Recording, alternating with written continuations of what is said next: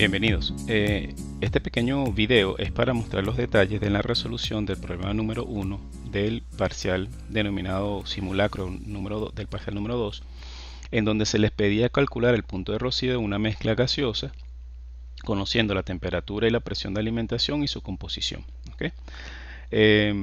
Lo que voy a hacer para mostrar cómo se resolvía es tomar una de las hojas de cálculo de sus compañeros, específicamente la de Daniela Di Basta, la modifiqué un poco para mostrar las tres formas en las cuales yo creo que se podía haber resuelto el problema. Bueno, no son tres formas diferentes, sino las tres consideraciones que se pudieron haber tomado, ¿no? Y voy a empezar con el caso que fuese ideal, que realmente no valdría la pena que fuese ideal por las presiones a las cuales estaba el sistema, ya todo el mundo lo conoce, ¿sí? Sin embargo, voy a empezar por ahí para mostrar las diferencias, ¿okay? Entonces fíjense, primero le presento en la hoja tal como la escribió Daniela, pues me parece bien interesante cómo ella hace la distribución de los datos. Aquí coloca los datos de ambas sustancias. Primero tenemos en azul lo que serían los datos para el pentano, los moles, la composición molar, las constantes de Antoine, son estas que están aquí, y algunos datos físicos de la sustancia, factor acéntrico, temperatura crítica, presión crítica, y calcular la temperatura y presión reducida, ¿no? En verde tenemos los datos, los equivalentes para el butano. Y aquí en esta parte gris serían los datos de inicio. Entonces, bueno, en la parte derecha de la hoja es donde ella realiza los cálculos. Yo no sé si esto está exactamente como lo tenía ella, pero yo lo modifiqué un poco. Aquí teníamos el pentano nuevamente, la presión de saturación del pentano, que la calcula a través de la ecuación de Antoine. Aquí calcula las constantes de reparto. Vamos ahorita a ver cuáles son las constantes de reparto y luego calcula las X. Bueno, realmente lo que tendríamos que tomar en cuenta desde el punto de vista el más simple es considerar que la solución se comporta ideal. Entonces fíjense, tenemos la temperatura del sistema. Esta temperatura del sistema se mantiene constante en todo el proceso. Nos permite calcular la presión de saturación de cada uno de los componentes, lo cual es un valor fijo entonces, porque solamente depende de la temperatura. Con este valor de presión de saturación, yo puedo determinar el valor de K, porque K es la constante de reparto Y entre X, que si aplicamos la ecuación de Raoult, sería exactamente igual a la presión de saturación del componente entre la presión total del sistema. ¿Okay? Entonces, bueno, yo como me están pidiendo que diga cuál es la presión a la cual está el sistema, que sabemos que nos están pidiendo la presión de rocío, de acuerdo al planteamiento que hace en Daniela, creo yo, que lo que hace es suponer una presión. Si tengo una presión supuesta, puedo determinar cuánto vale K. Una vez que tengo K, como las Z son iguales a las Y, yo puedo determinar las X. Y una vez que tengo las X de cada una de las sustancias, verifico si la sustancia vale 1. Si no es igual a 1, yo debo aumentar o disminuir la presión en función de cómo sería esta sumatoria de 1, ¿no? Si es mayor que 1, entonces debo disminuir la presión, y si es menor que 1, entonces debo aumentar la presión, ¿verdad? Ok, entonces eso se implementa aquí en la hoja a través utilizando el solver, ¿sí? Entonces aquí yo tengo la ecuación K, que sería la presión de saturación, que la tenemos aquí arriba, la presión de saturación del pentano dividido entre la presión del sistema, ¿okay? Y X, pues que sería simplemente tomar la fracción del pentano, que la tenemos aquí en la celda B5, dividido entre entre esa constante de reparto. ¿Okay? Chévere. Entonces, ¿qué es mi objetivo? Mi objetivo es que si yo agarro y sumo estas dos fracciones, sean iguales a 1. Por lo tanto, aquí en lo que llamamos función objetivo, coloco que mi función sería 1 menos la sumatoria de esas dos fracciones, ¿sí?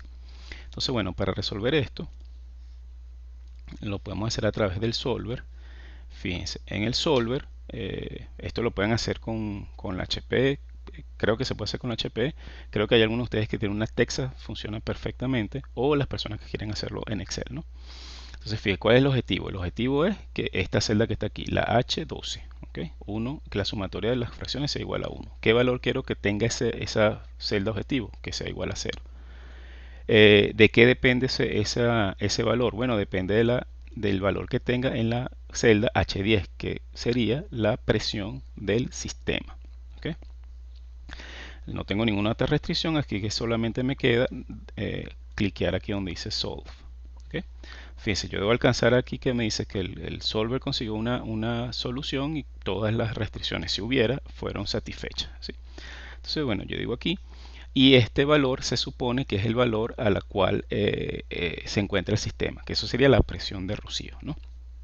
Fíjense que la función objetivo fue satisfecha completamente, satisfactoriamente, está 1 por 10 a la menos 6, y este valor de 24,78 bar fue lo que se obtuvo, o lo que obtuvieron la mayoría de las personas que resolvieron el problema. ¿Okay? ¿Dónde está el detalle de esto? Bueno, el detalle es que esta presión no es una presión de un gas que se comporte como ideal. ¿Okay?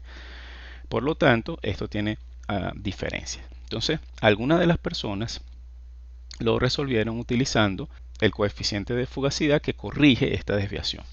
¿En qué cambia eso con nuestro esquema de cálculo? Bueno, fíjense, ustedes se recordarán que tenemos la temperatura, presión de saturación, la constante K sigue siendo lo mismo, pero ahora la, la ecuación de la igualdad en el equilibrio, vamos a quitar esto de aquí, ¿verdad? Ahora en el equilibrio sería que, fíjense, aquí teníamos lo que sería la ecuación de equilibrio, presión parcial igual a la fracción por la presión de saturación, ¿sí? Eso es cuando estamos como si fuese la ley de Raúl. Esa es la ley de Raúl. ¿Okay? Pero esta ley de Raúl la vamos a modificar un poco para tomar en cuenta que la fase gaseosa no se comporta como ideal. Y como eso no se comporta como un gas ideal, entonces tiene que haber una fugacidad, un coeficiente de fugacidad que corrige esa desviación. Pero la solución es ideal, por lo tanto este es el coeficiente de fugacidad como si fuese un componente puro. Y este coeficiente de fugacidad depende de la temperatura y la presión. Y aquí es donde ustedes pueden hacer uso de diferentes métodos para calcular el coeficiente de fugacidad. Ahora, en nuestra ruta de cálculo, ¿qué es lo que cambia? Bueno, como le mencionaba, la temperatura no cambia, la presión de saturación no cambia, la constante de reparto Y entre X no cambia, pero ahora en lugar de ser la presión de saturación entre P, pues ahora es la presión de saturación entre la presión total del sistema y ese coeficiente de fugacidad. Usted determina esa constante de reparto, determina K, X, y si X, la sumatoria de las X no es igual a 1, usted debe corregir la presión y así sucesivamente hasta que se llegue a la parte de convergencia. ¿Sí? Entonces eso es lo que tenemos que resolver. ¿Cómo calculamos este coeficiente de fugacidad? Bueno, podemos usar la tabla Lee-Kessler por la ecuación del virial o cualquier ecuación cúbica. ¿Sí? Fíjense, algunas personas que lo hicieron lo han hecho por la ecuación del virial. Entonces, aquí la esencia de la resolución es exactamente la misma. Fíjense que yo lo único que hice fue adicionar, creo que esto lo tenía ya Daniela. Ella calcula aquí el coeficiente de fugacidad utilizando la ecuación del virial. Le voy a mostrar el formulario para ver en qué parte está lo del cálculo del coeficiente de fugacidad. Aquí donde dice cálculo del coeficiente de fugacidad, entonces tendremos cómo calcular el coeficiente de fugacidad utilizando la ecuación del virial truncada. Necesitamos la presión reducida, temperatura reducida de cada uno, B0, factor acéntrico y B1 para cada uno de los componentes, ¿no? Esto es lo que necesitamos. Este B0 y B1 se calculan a partir de la ecuación del virial para un componente puro. Entonces, si nosotros vamos a lo que sería el tema número 1, aquí donde dice ecuación de estado, la ecuación del virial, aquí aparece cómo calcular B0 y B1, que depende solamente de la temperatura reducida de cada uno de los componentes. ¿Sí? Entonces, esas son las ecuaciones que se implementaron aquí. Entonces, fíjense, si nosotros vemos aquí lo que sería la constante de reparto del pentano, pues ahora sería la presión de saturación entre la presión total del sistema dividido también entre H14, que sería la fugacidad. ¿Okay? Aquí tenemos la fugacidad en esta parte la fugacidad del pentano y en esta parte la fugacidad del butano. Para calcular esta fugacidad, entonces nos hace falta B0, B1 y aquí simplemente deberíamos tener implementado las ecuaciones que les mostré hace unos momentos. ¿Sí? Entonces con estos dos valores determinamos este valor de el coeficiente de fugacidad. Pues entonces ahora esto inicialmente debería ser 160, que era lo que tenemos, ¿verdad? Perfecto. Y vamos a volver a resolver el solver. Fíjate que en el solver exactamente igual, la función objetivo es esta que está aquí. Vamos a ver, esta función objetivo que sigue siendo 1 menos la suma de estas dos fracciones, ¿verdad? Entonces yo llamo el solver, voy a cambiar, sigo cambiando la presión de saturación, la presión, perdón, total del sistema, y le digo resolver. Entonces el solver consigue la solución satisfactoria.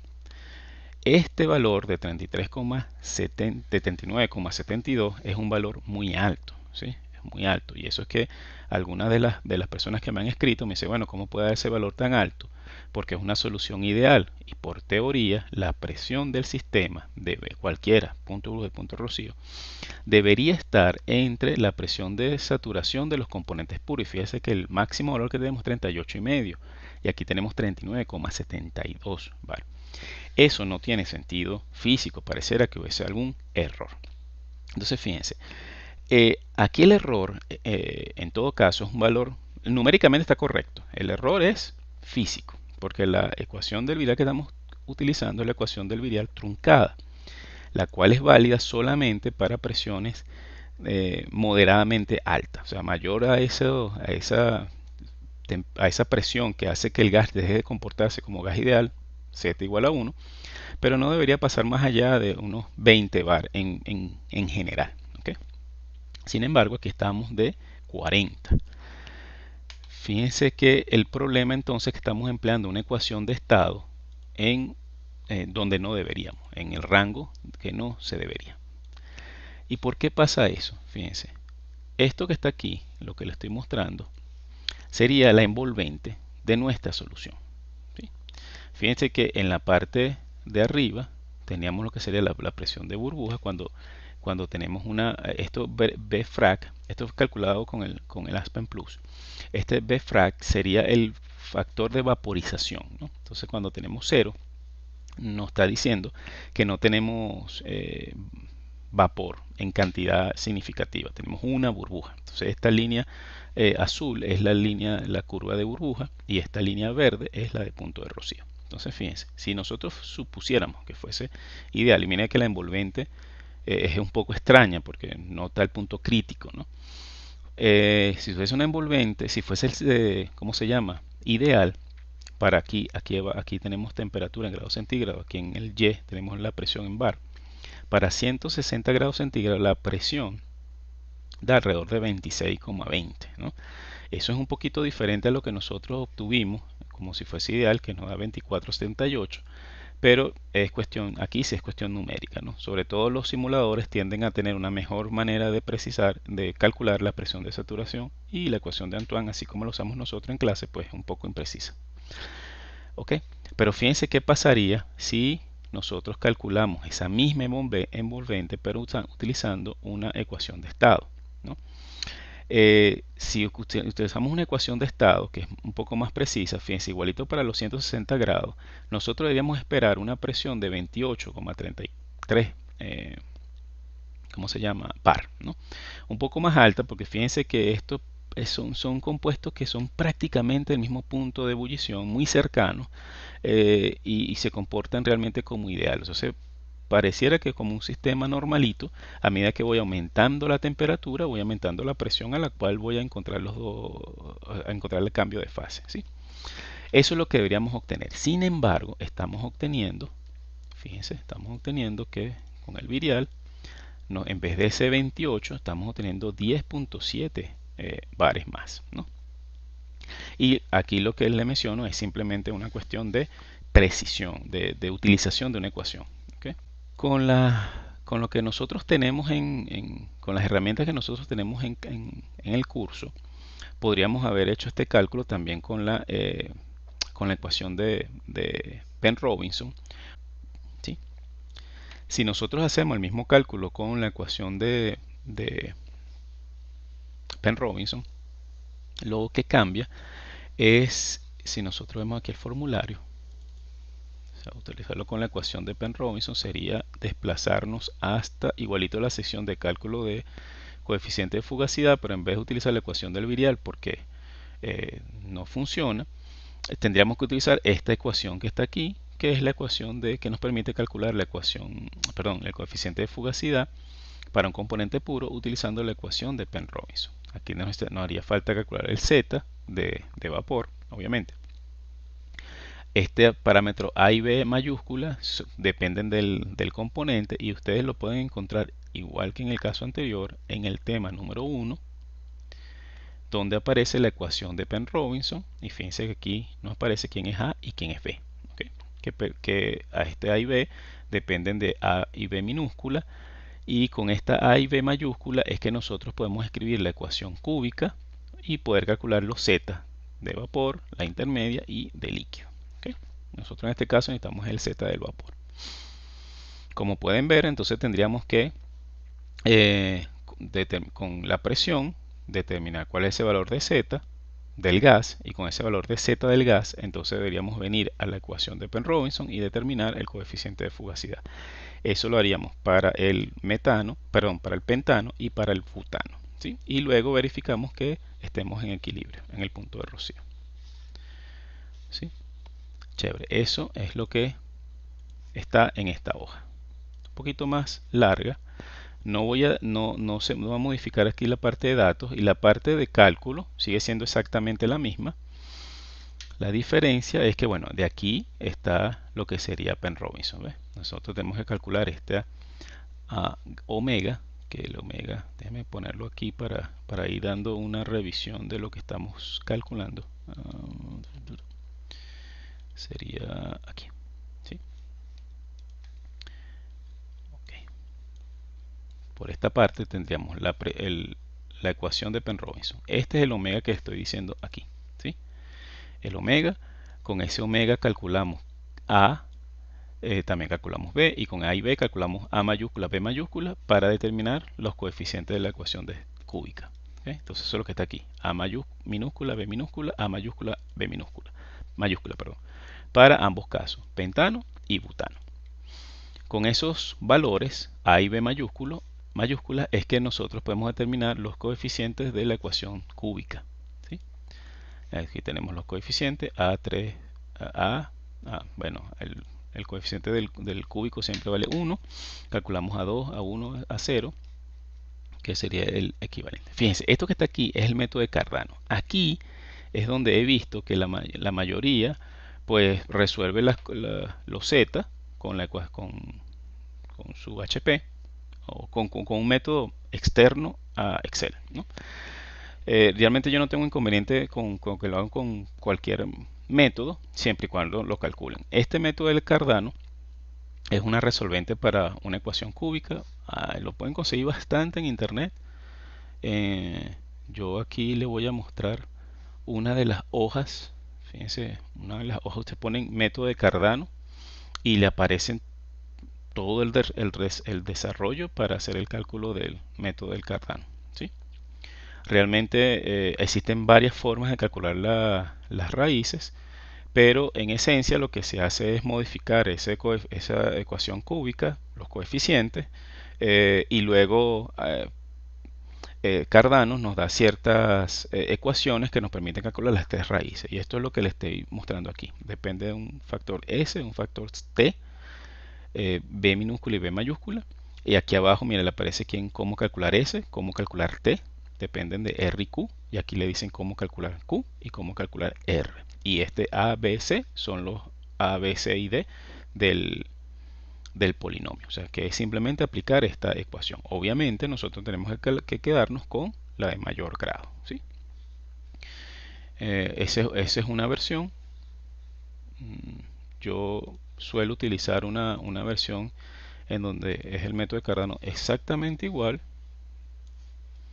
Calculo Q, calculo R, pero los Z se calculan con el coseno de un ángulo de θ tercio, que es un coseno que está por aquí. Esas son ecuaciones. Una vez que tienes esas ecuaciones, o sea, tienes Z1, Z2 y Z3, pues simplemente tomas la de el mayor valor, que es lo que te interesa en este momento, ¿sí? Entonces, bueno, eso sinceramente se reduce a cómo ustedes calculan el valor de Z. Pero bueno. Okay. Vamos a colocar aquí una presión de 5 bar. ¿Por qué? El caso ideal me decía, vamos a resolver esto para 80. Resolver esto para 80. ¿Sí? Vamos aquí, solver. Resolver esto, 5. ¿Sí? Vamos con el virial. ¿Qué pasaría con el virial? 80, 80. Corro el solver y me dice que la presión es 6.24. Yo debería esperar una valor, si lo quiero más exacto, alrededor de esto. Entonces voy a colocar aquí que en la Penn Robinson tengo 5 bar y corro el solver nuevamente. Llego a mi solución y fíjate que me dice 6.2775. 6.2775, que es prácticamente igual que el virial y un poco mayor que la de ideal. ¿Sí? Entonces, fíjense que eso tiene sentido. Vamos a ver nuestro... lo cerré aquí. Si nosotros tuviésemos aquí nuevamente nuestra envolvente, nos estaba diciendo que si tuviésemos 80 grados centígrados, tenemos como por aquí, un poco mayor a 5 bar. ¿Okay? Fíjense que cuando las presiones son bajas moderadas, pues no hay tanta diferencia en la precisión de la ecuación de Penn Robinson o la ecuación del virial. Y ahí es donde radica lo importante del caso. ¿Sí? Bueno, así es como se resuelve el problema. Entonces ahora yo le pedí a Caroline, está ayudando aquí con algunas preguntas para aprovechar de contestar, ¿no? Entonces fíjense. Ok, entonces vamos a ver las preguntas que han colocado en el que me está haciendo el favor de enviar Caroline, que son por ustedes, ¿no? Entonces Carlos Gil pregunta, no sé, ok, Carlos Gil dice: buenas tardes, utilicé la fórmula para calcular la presión de Rocío. Sin embargo, yo la calculé sin tomar en cuenta la exponencial. Sin ese exponencial los cálculos me arrojan un valor bastante aceptable. No la tomé en cuenta porque me dijeron que su argumento se hace 0. Por ende la exponencial nos da 1. Las preguntas son: ¿es correcto el razonamiento? 2. ¿Cuándo se debe tomar en cuenta la exponencial y cuándo no? Fíjense. En la exponencial de Poynting, esto que me subraya aquí Carlos, se toma en cuenta para corregir el cambio de volumen con la presión. ¿Cuándo debemos tomarlo en cuenta? Cuando estamos en una presión muy cercana a la presión de crítica. ¿Okay? Por eso es que si ustedes están cerca de esa presión, deben colocar esa exponencial. No tiene sentido que estás cerca del punto crítico, no tomes en cuenta la exponencial de Poynting. ¿Sí? O sea que en este caso debieron haberla tomado en cuenta. El problema es que es solamente válida cuando aquí, pequeñito, no se ve muy bien, pero este es el volumen de la fase líquida, ¿no? Es fácil estimar el volumen del líquido utilizando la ecuación de Racket, pero si no estás si estás por encima del punto crítico, pues ese volumen no lo conoces, por lo tanto no puedes aplicarlo. Entonces, ¿cuándo aplicarlo? Cuando estoy cerca del punto crítico, pero por debajo del punto crítico. ¿Okay? Eso es. Así que cuando dice que tiene un valor razonable, no sé a qué se refiere, pero en este caso en particular, sí debió haberla tomado en cuenta y no debió haberle dado resultados porque el volumen de saturación estaba por encima del punto crítico. Ajá, hay que incluir el coeficiente de fugacidad en las presiones de saturación. Ok, sí hay que considerarlo nuevamente si está cerca del punto crítico. Si estás por debajo del punto crítico, pues pasa igual que en el otro caso. Si la presión es baja, el coeficiente de fugacidad tiende a 1. ¿Okay? En este caso, como en la fase de vapor tenías que tomar el coeficiente de fugacidad, en la fase líquida se debe haber tomado el coeficiente de fugacidad. En lo que le mostré ahorita no lo tomé en cuenta simplemente para simplificar el cálculo. Pero realmente eso no es iterativo, eso es la presión de saturación y ya. Es un valor, pues. Ok, estas son las preguntas que me gusta ahora. Otra pregunta. El coeficiente de fugacidad en la parte de saturación. Nuevamente como acabo de explicar, pues se toma en cuenta si estamos cerca del punto, o sea, por encima del punto crítico, y tiene sentido que si lo tomas en la fase vapor, lo tomes en la fase líquida, porque lo que estás diciendo es que estoy calculando la fugacidad tomando como punto de referencia el gas. Debió haber sido tomado en cuenta. ¿Ok? Perfecto. Y si la ecuación nos queda aquí, si iteramos la presión variando, sí, debería ser así, porque esto debería ser el inverso de la sumatoria. Entonces está bien lo que me están mostrando. Sí, okay. Vamos a ver si hay alguna otra pregunta. Si iteramos, sí. La otra pregunta es si se incluye el coeficiente de fugacidad. Bueno, ya eso lo he mostrado. Bueno, entonces espero que haya sido de ayuda esta aclaratoria. Bueno, muchas gracias por su atención y seguimos en contacto.